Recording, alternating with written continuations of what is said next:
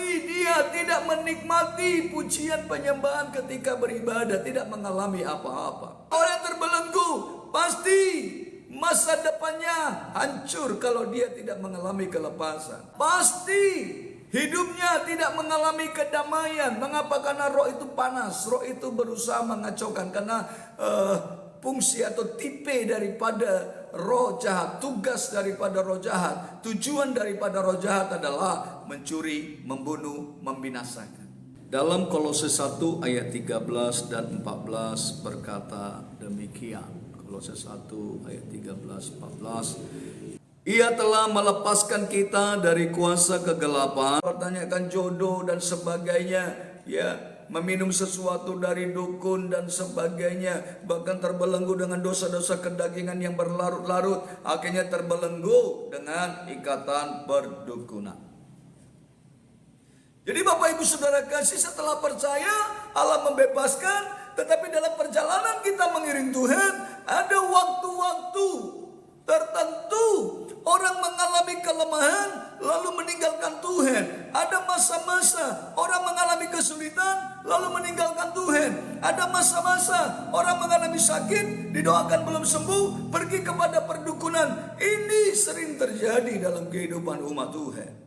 Sehingga banyak umat Tuhan yang berkata, oh ini pengobatan alternatif. Dia terikat, bahwa dia terbelenggu, bahwa dia ada roh lain dalam tubuhnya, ya.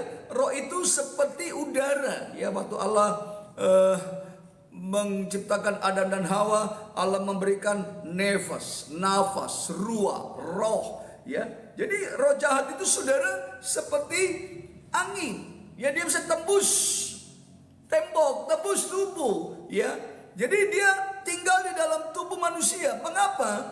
Kalau dia ada di pohon beringin, ya dia ada di situ terus menerus. Dia tidak kemana-mana. Ya. Tapi kalau dia tinggal dalam tubuh manusia, dia diam di dalam tubuh manusia dan dia tidak mau keluar dari tubuh manusia. Mengapa? Saya sudah jelaskan, saya rewind sedikit, bahwa tempat yang paling senang iblis tinggal adalah tubuh manusia.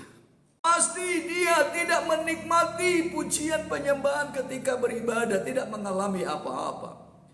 Ketiga, orang yang terbelenggu pasti masa depannya hancur kalau dia tidak mengalami kelepasan.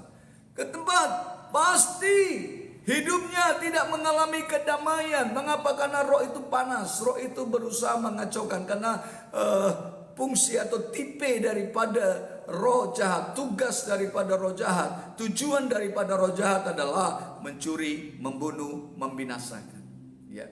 Jadi kalau orang yang mencuri, membunuh, membinasakan, pasti tidak memberikan damai. Tadi pasti tidak memberikan kesejahteraan, pasti tidak memberikan sukacita. Ya. Dia pasti akan melakukan sesuatu yang tidak menyenangkan. Lalu orang yang terikat, dia tidak mengalami satu sukacita. Mengapa? Dia ada roh lain dalam tubuh.